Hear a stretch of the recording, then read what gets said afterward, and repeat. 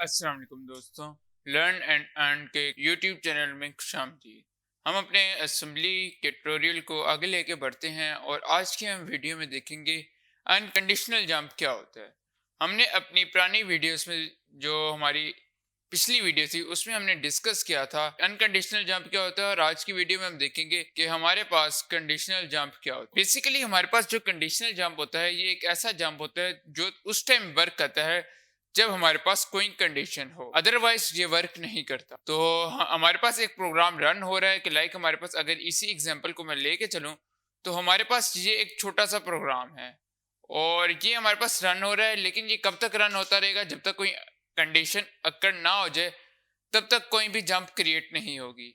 Like अगर मेरे पास एक ये लेबल है और मैं कहता हूं कि ये रन होता जा रहा है, कब तक रन होगा? तो यहाँ पे मैं लगा दूंगा अपनी कंडीशनल जंप, जो कि मेरी कुछ इस तरह पे जे, अगर मैं चाहता हूँ जंप इक्वल टू तो मैं लिखूंगा जे ई और उसके बाद मैं डेस्टिनेशन दे दूंगा। तो ये ऊपर हमारे पास कंडीशनल जंप का जो हमारे पास सिंटेक्स आ जाता है, हमने इसको ऑप कोड क्यों लिखा अपने इस कंडीशनल जंप को, तो वो भी हम देख लेते कि हमारे पास जो, अगर हम अपना पिछले सिंपल जंप का कोड देखते थे तो हमने कुछ हिस्सा लिखा था। हमने लिखा था जंप और उसके बाद हमारे पास जो डेस्टिनेशन थी, जो जो भी हमारा लेबल था कि लाइक अगर मैं इसमें इधर लेके चलूं तो वो हमारे पास लेबल 1 है। तो ये हमारा जो जंप है ये कब तक रन, तो इस सिनेरियो में कंडीशनल जंप में हमारे पास ऑप कोड इसलिए है कि हमारे पास डिफरेंट जंप्स के कोड है। लाइक हमारे पास आ जाता है जे ई, लाइक हमारे पास आ जाता है जे एल। तो इस तरह हमारे पास डिफरेंट ऑप कोड हैं जो डिपेंड अपॉन द कंडीशन कौन सा हम रन करना चाहते हैं। उसके बाद हमारे पास डेस्टिनेशन आ जाएगी। डेस्टिनेशन वही हमारे पास लेबल होगा। तो अभी हम देख रहे थे सिंटेक्स हमारे पास कुछ इस तरह से आ जाएगा। तो हम उसको अपने एग्जांपल में देखते हैं कि अगर हमारी ये एक एग्जांपल है तो इस एग्जांपल के अंदर हमारा जो सिंटेक्स है वो किस तरह आएगा। जे ई मैंने लिखा जो कि मेरा जंप है, अगर तो मेरे दो रजिस्टर्स, दो कंटेंट इक्वल टू होंगे। ये कब काम करता है हमारा? इक्वल टू के लिए। तो अगर तो मेरे ये इक्वल टू आ जाते हैं तब ये जंप करेगा, और कहां पे जंप करेगा? L1 पे। तो ये L1 पे चला जाएगा जब हमारा जो जंप है वो इक्वल टू आ जाएगा। अभी हमने ये देख लिया, लेकिन यहाँ पे सवाल क्या आता है? यहाँ पे मैंने जंप तो लगा दिया, जे ई लगा दिया मैंने, जंप तो मैंने लगा दिया, लेकिन मेरे पास सवाल ये आता है मेरे असेंबलर को कैसे पता चल रहा है कि ये वैल्यू जो है, फॉर एग्जाम्पल मैं यहाँ पे ले रहा हूँ दो, मेरे पास वैल्यू है डी एक्स के अंदर मेरा 61H है, और मैं उसके बाद ले लेता हूँ मूव एल के अंदर मैं मूव करवा देता हूं मैं 34H। अब मैं चाहता हूं कि मेरी इन दो वैल्यूज को देके कंडीशन ये हो कि जैसी ये दो वैल्यूज 61H 34H से बड़ा हो, सॉरी ये जब मेरा बराबर आ जाए तो ये जंप करे, वरना जंप ना करे। लेकिन मेरे असेंबलर को कैसे पता चलेगा कि AL और DX बराबर है या नहीं है? ये मेरे असेंबलर को तो पता होना चाहिए ना। तो मेरे असेंबलर को कैसे पता चल रहा है कि ये दोनों बराबर हैं कि नहीं है, DX और AL? इस प्रॉब्लम के सोल्यूशन के लिए भी हमारे पास एक स्टेटमेंट होती है जिसको हम कहते हैं कंपेयर स्टेटमेंट, जो कि हमारे पास जहां पे लिखी हुई है। कंपेयर स्टेटमेंट जो है ये हमारे पास है इस प्रॉब्लम के सॉल्यूशन के लिए। कंपेयर स्टेटमेंट क्या होती है? कंपेयर स्टेटमेंट मेरी इस जगह पे आएगी, जंप की स्टेटमेंट से पहले मेरी कंपेयर की स्टेटमेंट आ जाएगी। और इसका काम क्या होता है? इसका काम होता है चेक करना। ये बेसिकली हमारी कंपेयर स्टेटमेंट क्या करती है, इसके अंदर फॉर एग्जांपल अगर हम इसी एग्जांपल को लें तो डेस्टिनेशन के अंदर dx पड़ा होगा और सिमिलरली मेरे सोर्स के अंदर पड़ा होगा AL तो नहीं हम लिख सकते क्योंकि AL और DX दो डिफरेंट सिनेरियो, दो डिफरेंट साइज के हैं। जो हमारे पास AL है वो 8 बिट का है और DX हमारे पास 16 बिट का है। तो इसमें डाटा हमारा मूव नहीं होगा, या तो हमें DX को DL करना पड़ेगा या AL को AX करना। चले अब दोबारा देखते हैं कि हमारे DX है, DL नहीं सॉरी, यहाँ पे आएगा, यहाँ पे हमारे पास आ जाएगा DL और यहाँ पे हमारे पास आ जाएगा AL। तो हमारे पास CMP कमांड आएगी DL और AL पे। अब कंपेयर कमांड क्या करती है? हमारी कंपेयर कमांड करती है DL में से AL को माइनस कर देगी, बेसिकली DL माइनस AL कर देगी, और जो भी रिजल्ट आएगा वो ये स्टोर नहीं करेगी। तो जो हमारी CMP स्टेटमेंट है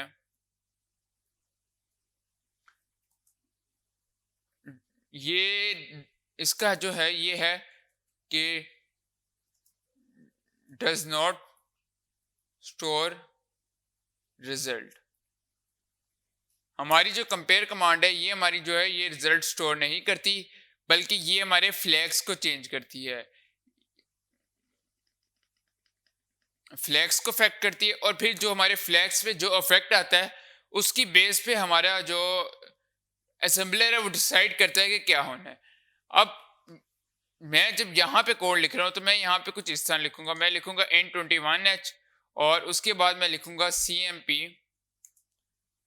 DL AL। तो मैं इसको कुछ इस तरह लिखूंगा और उसके साथ साथ अब यहाँ पे क्या होगा, यहाँ पे मेरा ऊपर से रन करता हुआ आ रहा है, मेरा असेंबलर रीड करता हुआ आ रहा है। उसने रीड किया मूव DL61H, उसने 60 DL के अंदर 61H स्टोर कर दिया, AL के अंदर 34H कर दिया।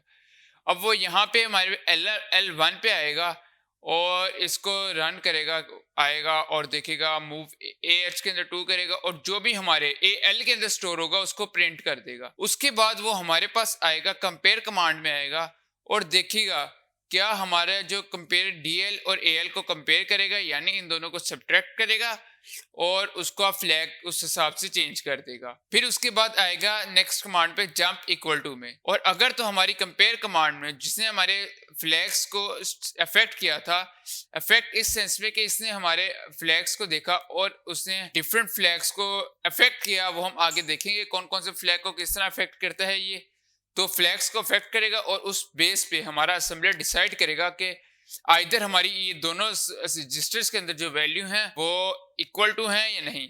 अगर तो इन केस की हमारी दोनों वैल्यूज इक्वल टू होती हैं तो ये हमारा आ जाएगा L1 कमांड। अगर इक्वल टू नहीं होती तो ये आगे प्रोग्राम रन होता जाएगा। अब हमारे पास डिफरेंट जो कंडीशंस हैं वो आ जाती हैं, लाइक हमारे पास आ जाती हैं JE, जो कि हमारे पास होती है जंप इक्वल टू, कि अगर तो हम चाहते हैं कि हम कंपेयर कर रहे हैं और रिजल्ट अगर तो हमारी वैल्यू इक्वल टू आए और हमारा तब जंप करे तो हम JE लिखेंगे। सेकेंड वन है हमारे पास JL और JB। JL हमारे लिए होता है जंप इफ लोअर देन या jump if below. B stand for below और L stand for lower than.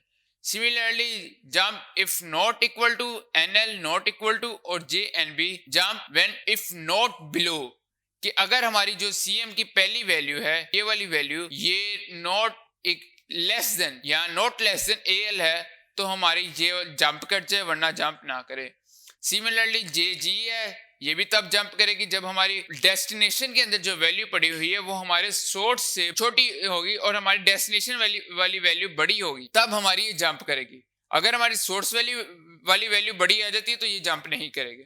Similarly JA है, that's mean jump above. Jump if above आ जाता है कि अगर हमारी जो डेस्टिनेशन की वैल्यू है वो सोर्स से अबव है तो जंप करेगी, वरना नहीं करेगी। फिर हमारे पास आ जाता है JLE। JLE क्या होता है? JLE होता है कि जंप इफ जो हमारे सोर्स की वैल्यू है वो लेस देन और इक्वल टू डेस्टिनेशन, या जंप इफ आवर जो डेस्टिनेशन है, सोर्स मैंने गलती से कह दिया था, if our destination is less than below than or equal to our source, उस कंडीशन में ये JBE जंप करे। JGE if our JGE का मैं आपको लिख देता हूँ। JGE हमारे पास जंप किस सिनेरियो में करती है? if जो हमारा डेस्टिनेशन है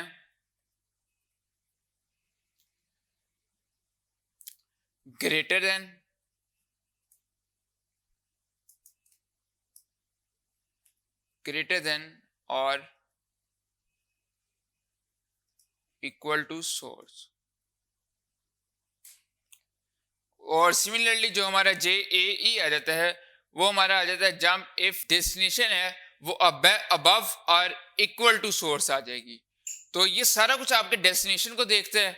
कंपेयर कमांड में वो आपको कंपेयर कर रहा होता है और फिर वो आपकी वैल्यू को स्टोर नहीं करता, बल्कि उस वैल्यू से रिलेटेड फ्लैग को अफेक्ट कर देता है। और फिर जब जंप कमांड आती है, जंप कमांड उस फ्लैग को चेक करती है। जब उसे अपने फ्लैग्स पे वो चेंजेस मिल जाती हैं तो वो उस तरह काम कर देती है। अब यहाँ पे हमारे पास और भी कमांड आ जाती है, जिस तरह JE, JL, JB हैं, जो कि लेस देन, ग्रेटर देन और इक्वल टू को चेक कर रही हैं। हमारे पास आ जाती है JC आ जाती है, J हमारे पास A आ जाती है, ये आप लोगों ने चेक करना है किस लिए होती हैं, लेकिन मैं आपको हिंट देता हूँ कि ये हमारे जो होते हैं स्टेटस फ्लैग को चेंज कर रही होती हैं। कि अगर हमारे स्टेटस फ्लैग के अंदर स्टेटस फ्लैग में कैरी फ्लैग ऑन हो जाता है तब जंप करे, अगर हमारा ऑक्सिलरी फ्लैग फ्लैग ऑन हो जाता है तब जंप करे। सिमिलरली जे जेड है, इफ जीरो फ्लैग आ जाता है। तो इस तरह हमारी स्टेटस फ्लैग बेस भी हम जंप कर सकते हैं और कंडीशन बेस भी जंप कर सकते हैं। ये हमारा एक छोटा सा सिनेरियो था असेंबली में कंडीशनल जंप का। हमने इससे पहले हमने देखा था अनकंडीशनल जंप को भी हमने डिस्कस कर लिया हुआ है। उम्मीद करता हूँ आपको समझ आ रही होगी असेंबली लैंग्वेज की, और आगे हम इसके डिफरेंट प्रोग्राम्स को भी सॉल्व करेंगे और ये वाला कोर्स हमारा काफी ज्यादा मजेदार होने वाला है। आज के लिए इतना ही, मिलते हैं अगली वीडियो में, तब तक के लिए खुदा हाफिज।